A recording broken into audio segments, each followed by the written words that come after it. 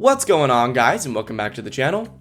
Recently I've covered some weird and bizarre coasters all over the world, and because of that I've been sent some pretty strange stuff by you guys. Specifically, today's coaster, which is one of the wildest things I've ever seen in the roller coaster world, that literally taunted death during its non-existent operation. With a layout situated amongst the jungle and flying near the edge of cliffs over 600 feet tall, this extremely bizarre, one-of-a-kind coaster took the few riders it ever had through an experience lasting over 3 minutes under 2,700 feet of track.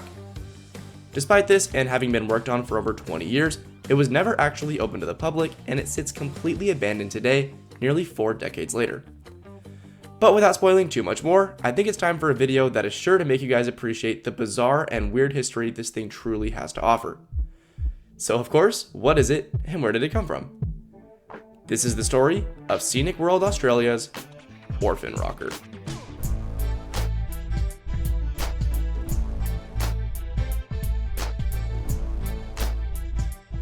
Back in the 1980s, around the time when Orphan Rocker was initially constructed, roller coasters were still more or less of an uncommon thing in Australia, and as a result, many new and innovative ideas were being brought up for the future. Orphan Rocker, one of these, would be the first of its kind, being described as a hybrid monorail coaster with large drops and turns that would take riders around the mountainous terrain of Katoomba. It would also feature unique cars that would rock side to side, something not seen since Tivoli Gardens' take on the concept in 1937, and all around just seemed like a good fit for the area in an effort to increase tourism.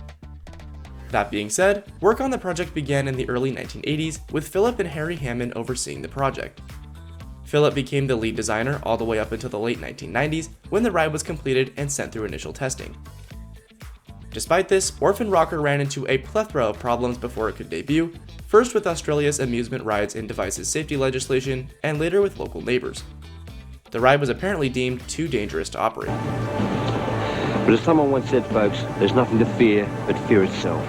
So today, the Orphan Rocker has met its match.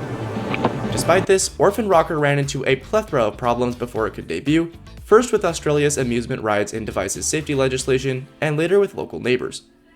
The ride was apparently deemed too dangerous to operate. According to a letter written by Philip at the time, Orphan Rocker's delay due to safety concerns was unfair, stating that the ride had achieved nearly 500 safe circuits as of 1999, but even after this, the coaster still didn't receive legal approval. Now, legal issues weren't the only problem the attraction faced either, and here's where we enter a little bit of a gray area. The history of Orphan Rocker is covered in rumor and urban legend.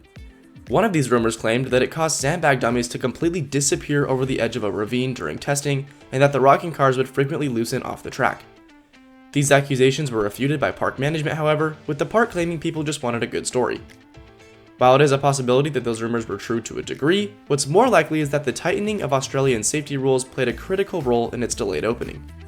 With more and more innovation in the amusement world, it would have been very difficult for any park at the time to open a coaster like Orphan Rocker. This, as well as residents who also continued their concerns on excessive noise pollution, caused further delays to the project. By February of 2004, the ride was still being worked on in an effort to save it, but not much happened after. Eventually, the main body of the ride also began to corrode and weaken in certain spots, and maintenance grew less frequent, with the park claiming that it was too expensive for upkeep. With each passing year, it appeared the ride would never open, and finally by 2017, we saw pieces of track begin getting removed from the layout. The park did comment one last time though on the project in recent years, stating, and I quote, "The attraction was finished in the 1980s, but opening it would necessitate more funding, and therefore it will remain closed." With all that said, Orphan Rocker is nothing more than a relic of a bygone era at this point, intended to be one of Australia's earliest and largest roller coasters that was unfortunately never able to reach its full potential, due to honestly just a chaotic history, insufficient safety requirements, and a challenging construction process.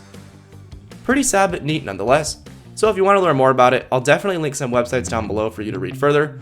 But for those of you who made it this far, you know that my videos are short and I'm not going to go too much more in depth. But I thank you all so much for watching, and would also like to ask if you would like and subscribe as well. We are rebooting this channel, and I'm super excited to get to it, so that would definitely be appreciated.